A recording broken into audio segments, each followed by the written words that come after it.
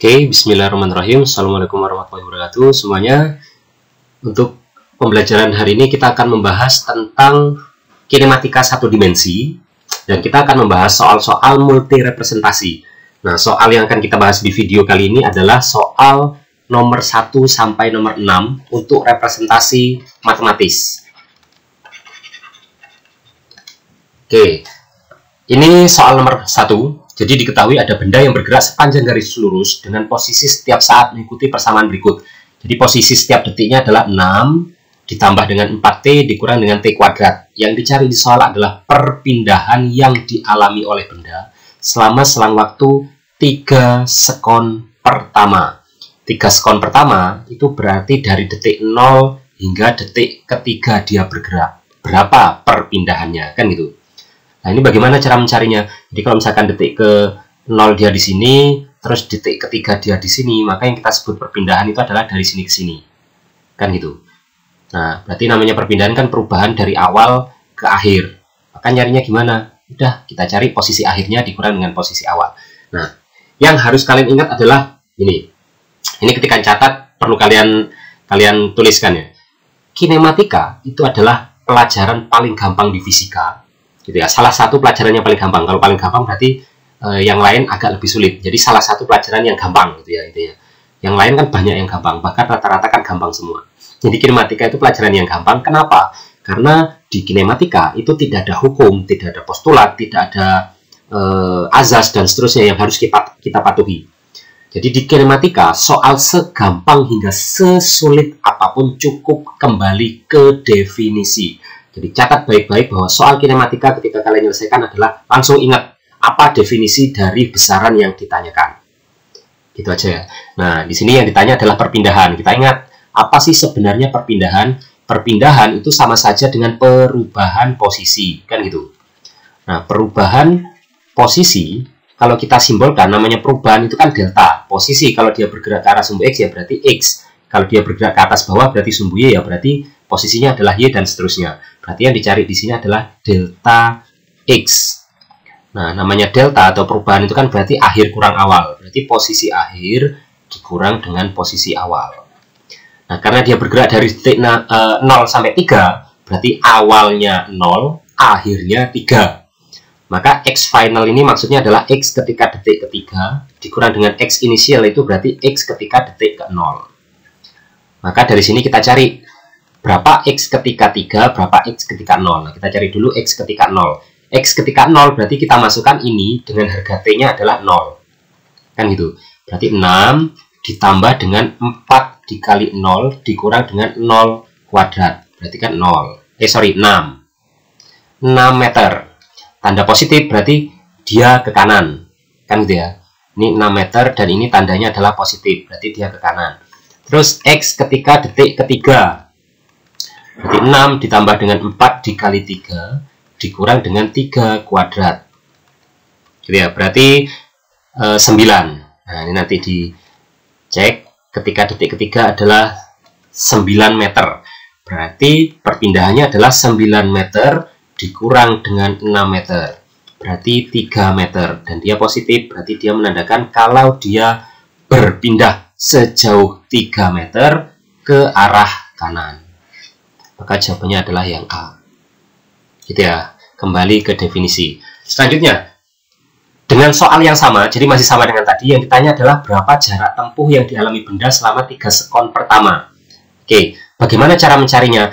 Kalian ingat-ingat, jarak tempuh itu akan sama dengan besar perpindahan selama benda belum berbalik arah atau berubah arah. Tapi jika benda sudah berubah arah, maka jarak tempuh tidak lagi sama dengan besar perpindahan. Maksudnya gimana? Misalkan gini, benda mula-mula di sini, bergerak ke kanan, seret, berhenti di sini. Maka di kasus ini, besarnya perpindahan kan segini. Jarak tempuh juga segitu. Maka jarak tempuhnya sama dengan besar perpindahan. Tapi kalau misalkan benda gini, mula-mula di sini, bergerak ke kanan, setelah di sini dia bergerak lagi ke kiri. Maka dia sudah berubah arah gerak, awalnya ke kanan jadi ke kiri. Maka dalam hal ini, jarak tempuhnya kalian hitung semua lintasan, sementara perpindahannya adalah yang ini. Berarti ini adalah delta X-nya, perpindahan gitu ya. Jadi jarak tempuh dan perpindahannya akan berbeda kalau bendanya sudah berubah arah gerak. kan itu. Lalu pertanyaan selanjutnya muncul, loh, kalau bendanya sudah berubah arah gerak, penandanya apa? Apa yang menunjukkan bendanya berubah arah? Nah, secara logika, kalau benda berubah arah gerak, pasti dia diperlambat dulu. Jadi kalau kalian naik motor, mau belok gitu ya, mau berbalik arah, itu kan harusnya dari ngebut dipelankan dulu, sudah pelan baru belok. Nah, awalnya ke depan, melambat, berhenti sesaat baru mundur. Nah, ada kata kunci berhenti sesaat, sehingga menandakan bahwa benda ketika dia tepat berbalik arah, maka V-nya adalah 0 karena dia berhenti sesaat. Berarti di sini penanda dia berbalik arah adalah V-nya bernilai 0. Maka kita cari, di sini kan fungsi posisi, maka kita cari bagaimana fungsi kecepatannya. Kecepatan bisa kita cari dengan menurunkan fungsi posisi terhadap waktu. Ini kalau kita turunkan berarti dapatnya 4 dikurang dengan 2T. Nah, sudah kita dapat fungsi kecepatannya adalah 4 min 2T. Maka kita cari pada saat kapan V-nya 0. Jadi V-nya 0 itu berarti sama dengan 4 min 2T. Gitu ya. Kenapa kok dimasukkan V-nya 0? Kita mau nyari kapan dia berbalik arah. Berbalik arah itu kan saat V-nya 0. Berarti ini V-nya kita masukkan nilainya 0. Kan gitu. Berarti dari sini 2T-nya pindah jadi positif sama dengan 4. Maka T sama dengan 4/2. Berarti 2 sekon. Artinya 2 sekon inilah bendanya berbalik arah. Karena di T sama dengan 2, V-nya bernilai 0. Sehingga di soal ini bendanya berbalik arah di detik kedua. Yang dicari jarak tempuh ke detik berapa? Yang dicari adalah jarak tempuh pada detik ketiga. Berarti apakah dia sudah berbalik arah? Sudah. Kalau dia sudah berbalik arah, apakah jarak tempuhnya sama dengan besar perpindahan? Maka jawabannya adalah sudah tidak sama. Sehingga kita tidak bisa mencari jarak dengan rumus X final dikurang X inisial kayak rumus perpindahan. Nah, ini nggak bisa kalau dia berbalik arah. Tapi kalau dia belum berbalik arah, rumus ini benar. Gitu ya. Nah, terus bagaimana caranya? Caranya boleh kayak gini. Berarti untuk nyari jarak adalah perpindahan sebelum berbalik arah. Saya buat ini sebelum balik.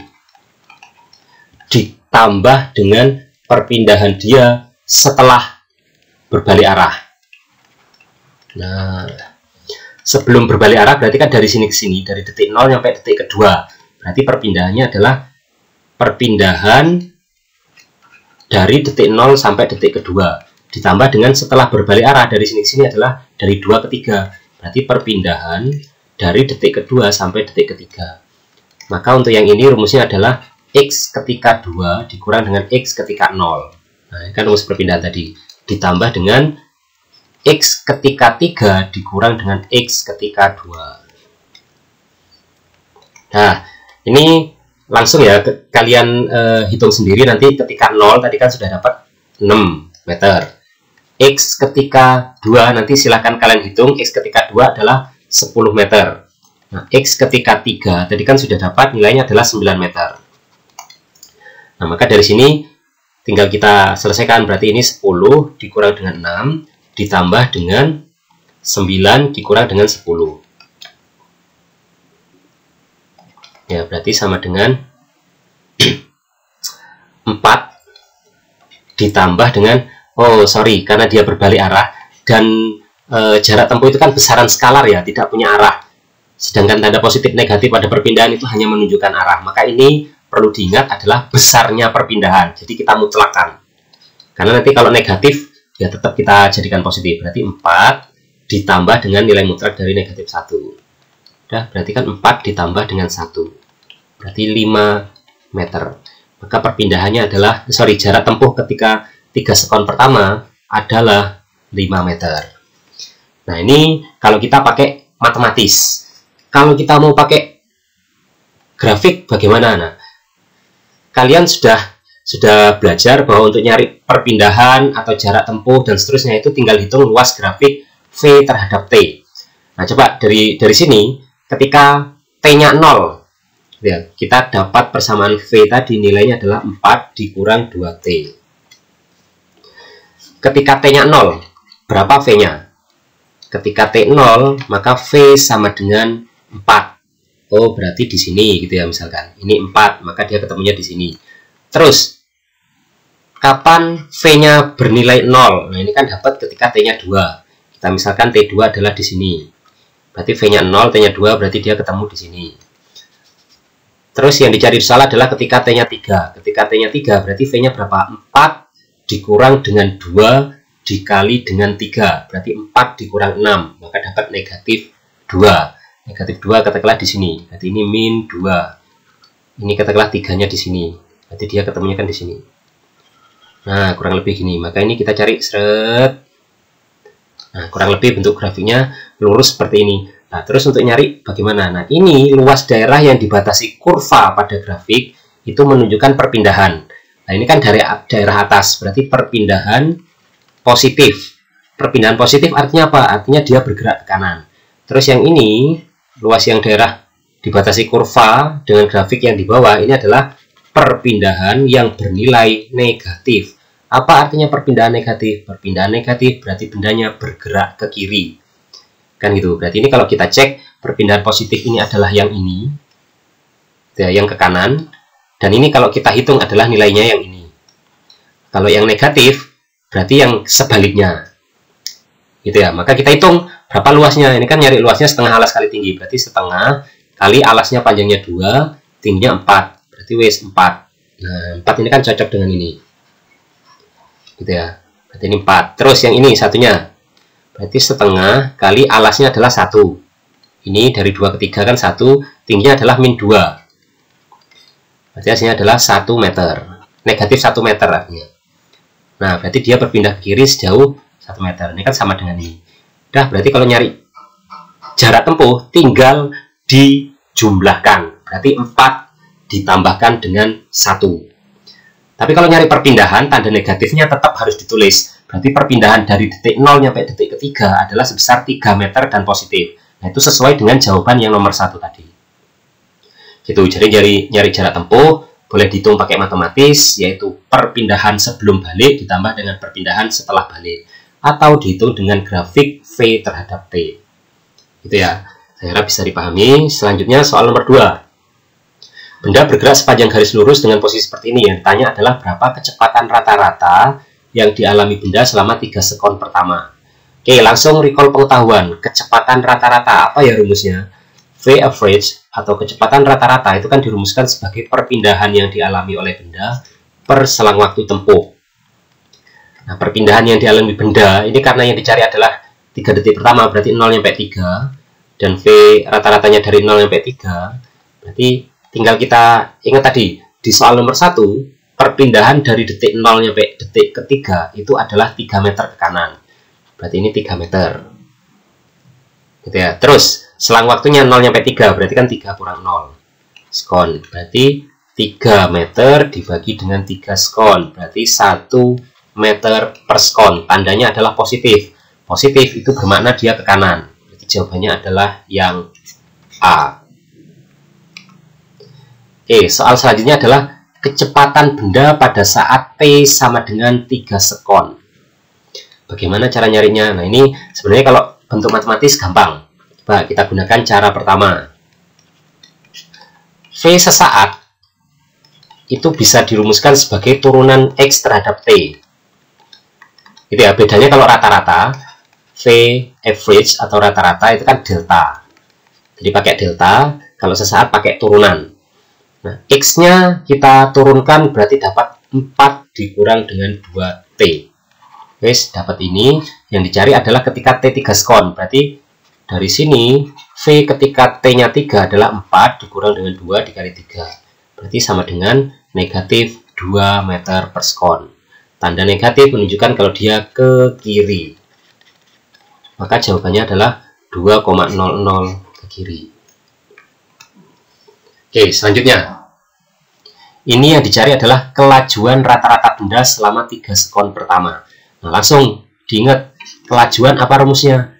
Kelajuan itu adalah jarak tempuh per selang waktu. Selang waktu.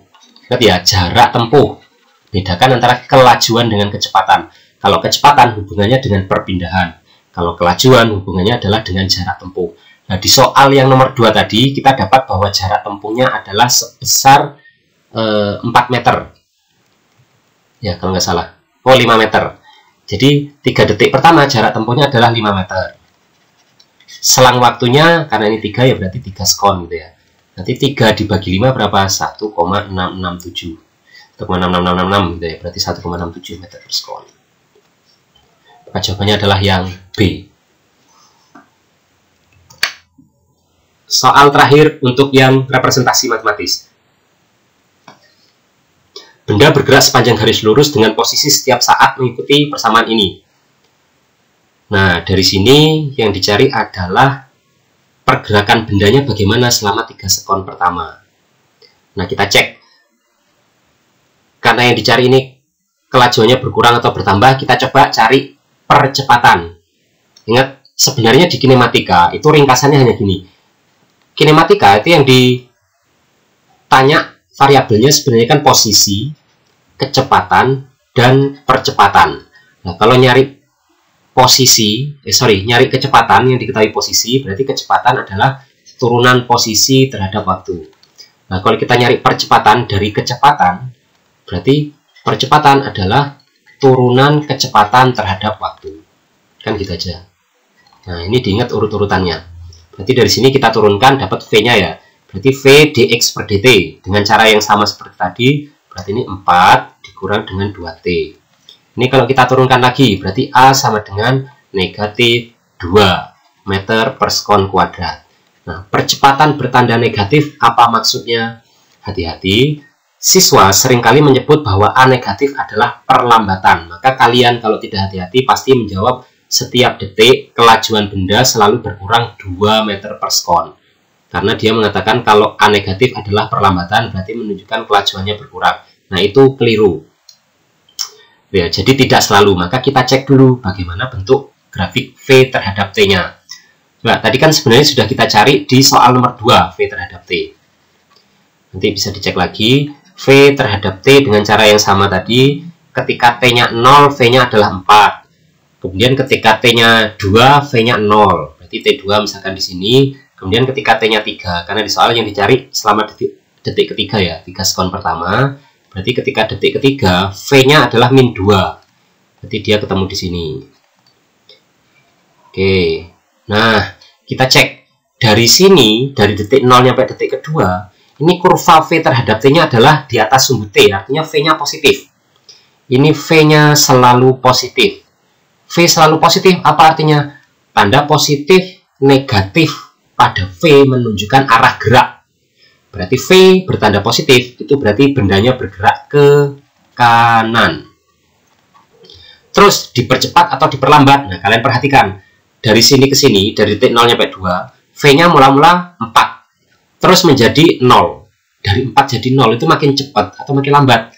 Maka jelas awalnya kecepatannya 4 menjadi kecepatan 0, berarti kan dia makin lambat. Berarti ini diperlambat.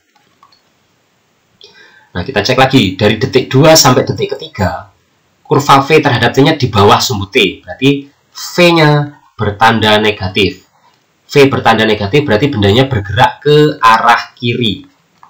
Kalau benda bergerak ke arah kiri, kita cek sekarang apakah dia dipercepat atau diperlambat. Nah, ini mula-mula 0 kecepatannya, terus jadi min 2, berarti dia makin cepat atau makin lambat. 0 itu artinya dia berhenti. Kecepatan 0 itu artinya dia berhenti. Kalau kecepatan sesar 0 dia berhenti, min 2 berarti dia bergerak dengan kecepatan sebesar 2 meter per sekon arahnya ke kiri. Maka makin cepat atau makin lambat? Ya jelas semakin cepat karena dari diam jadi bergerak. Berarti ini justru dipercepat. Maka jawabannya bagaimana? Berarti dari detik 0 sampai detik ketiga atau 3 detik pertama, pergerakan benda adalah mula-mula ke kanan sambil diperlambat, terus dia bergerak ke kiri sambil dipercepat. Adakah jawabannya? Mula-mula ke kanan sambil diperlambat, lalu berbalik arah sambil dipercepat. E jawabannya. Itu. Jadi kata kunci yang terpenting yang harus kalian catat adalah untuk menentukan bagaimana pergerakan benda, dalam artian dia semakin cepat atau makin lambat, dan dia bergerak ke kanan atau bergerak ke kiri, maka cara terbaik adalah dengan melihat bagaimana kecepatannya. Oke, untuk selanjutnya ini sudah soal representasi tabel akan kita bahas berikutnya. Jadi untuk kinematika satu dimensi representasi matematis, cukup 6 soal ini silakan dipahami dengan baik. Untuk video berikutnya kita akan bahas kinematika satu dimensi untuk representasi tabel.